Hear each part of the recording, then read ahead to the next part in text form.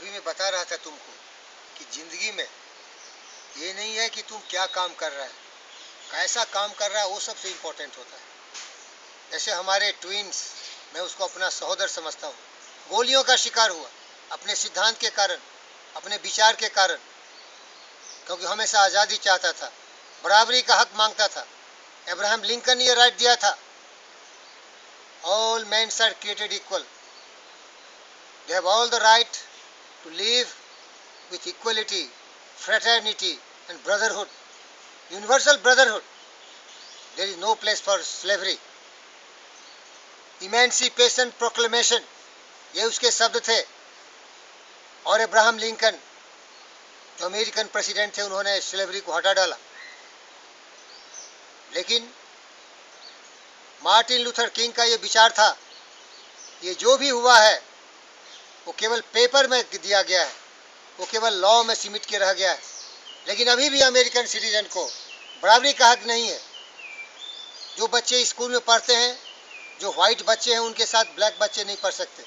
जिस बस में वाइट बच्चे जाते हैं उसमें ब्लैक बच्चे नहीं जाते। तो उन्होंने कहा कि ये एक ऐसा ब्लैंक चेक दिया गया है जो कि बाउंस हो चुका है, केवल पेपर में, केवल बुक में सीमित हो गया है, केवल लॉ बन के रह गया है। इसका प्रयोग होना चाहिए, इसका इम्प्लीमेंटेशन होना चाहिए। ऐसे महान लोग थे और उनका कहना था, I have a dream, I have a dream when all the black and whites we have equal rights in practical. They will not only work at the frontiers and fight for bloodshed to defend America, but also where there is a greater opportunity, there also they have dignified right to be equal with the whites. यही उनके सपने थे कि जहां white और black बराबरी का हक संभालते हुए बराबरी का जिंदगी जिए। और उन्होंने कहा था, तुम क्या पोस्ट पकड़ा हुआ है इसका कोई मतलब नहीं है, तुम क्या बिजनेस कर रहे हैं, कौन सा काम कर रहा है, इसका कोई मतलब नहीं। मतलब है कैसा तुम काम कर रहा है, क्या पूरी ईमानदारी से काम कर रहा है। अगर कोई स्ट्रीट स्वीपर हो और इतना अच्छा स्ट्रीट का स्वीपिंग करता हो, जैसे शेक्सपियर ने कविताएं लिखा था, आइंस्टाइन ने जैसे डिस्कवरी किया था थ्योरी ऑफ रिलेटिविटी का, और न्यूटन ने जैसे ग्रेविटेशन का डिस्कवरी किया था, माइकल एंजिलो ने जैसे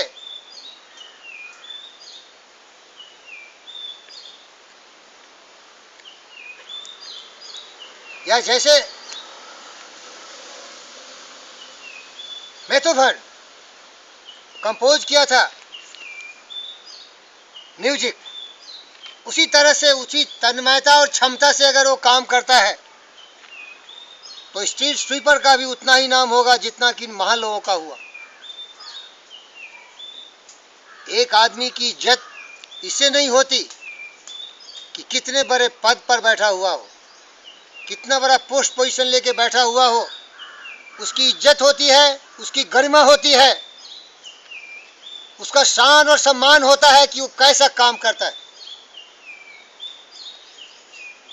महत्वपूर्ण बात यह है, इन्हीं शब्दों को चाणक्य ने कहा कि अगर कोई कौवा जाके किसी बहुत बड़े महल के ऊपर बैठ जाए तो उसको तुम कभी ईगल नहीं कह सकते, कौवा कौवा रहता है।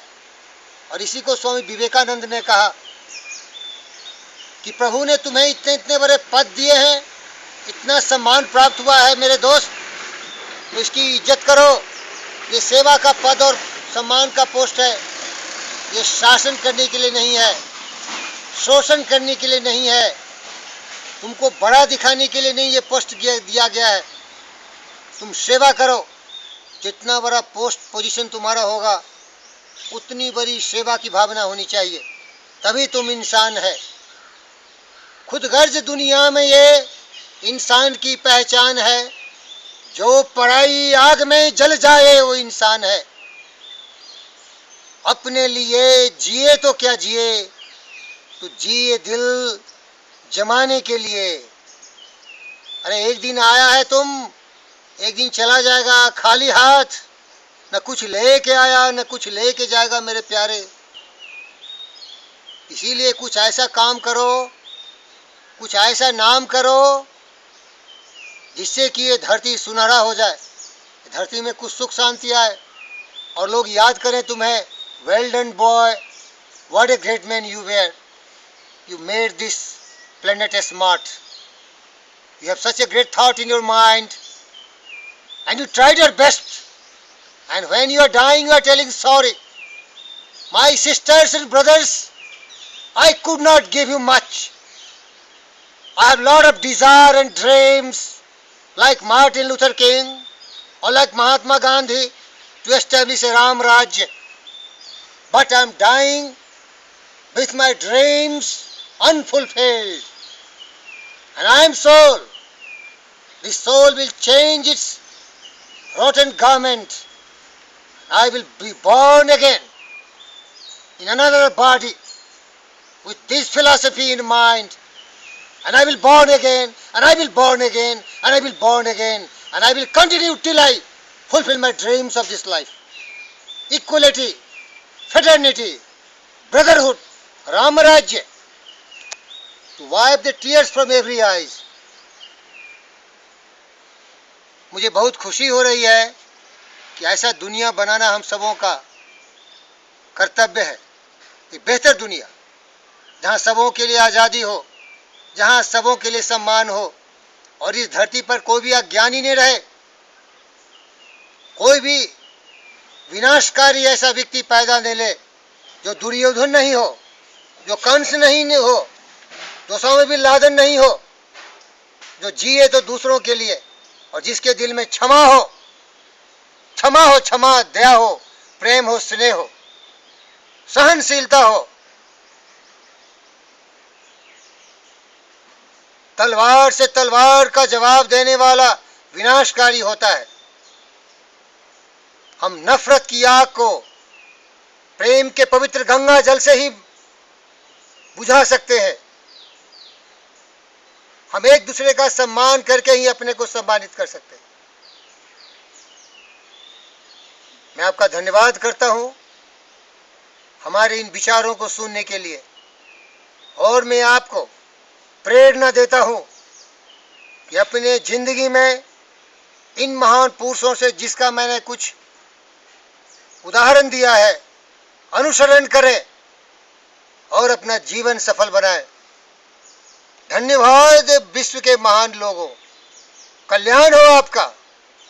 सर्वे भवन्तु सुखिनः, सर्वे सन्तु निरामयाः, सर्वभद्राणि पश्यन्तु, मा कश्चित् दुःखं भाग् भवेत्। धन्यवाद।